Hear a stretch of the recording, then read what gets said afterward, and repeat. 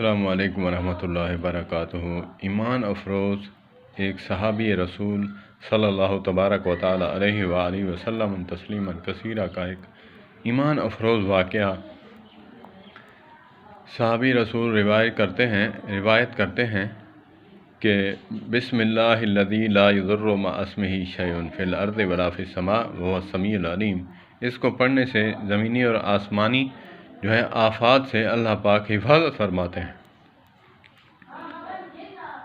قدرتاً ان صحابی رسول کو فالج ہوا تھا، تو ان سے کسی نے پوچھا اگر آپ اس کو روایت کرتے ہیں تو آپ کو فالج کیوں ہوا ہے؟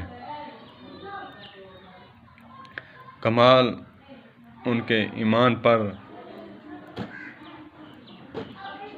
فرشتہ صفت انسان ہے، وہ حدیث پر آنچ نہ آئے۔ انہوں نے کہا میں اس وقت بھول گیا تھا، میں نے نہیں پڑھی تھی، مجھے تب یہ اٹیک ہوا ہے۔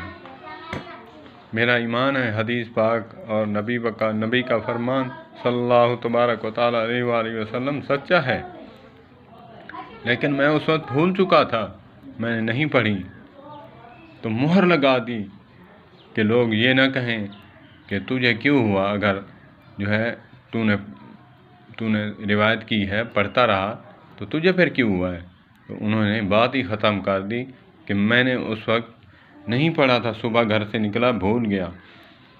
کمال ان کے ایمان اللہ پاک اسی لیے فرماتے ہیں فَإِنْ آمَنُوا بِمِثْلِ مَا آمَنْتُمْ بِهِ فَقَدِ اهْتَدَوْا۔ اگر معیار ایمان کا مانا جائے گا تو جیسے میرے پیارے حبیب صلی اللہ تبارک و تعالی علیہ وآلہ وسلم کے صحابہ ساتھی ایمان لائے ہیں، اس بنیاد پر ایمان لاؤ گے تو تمہارا ایمان قبول ہے۔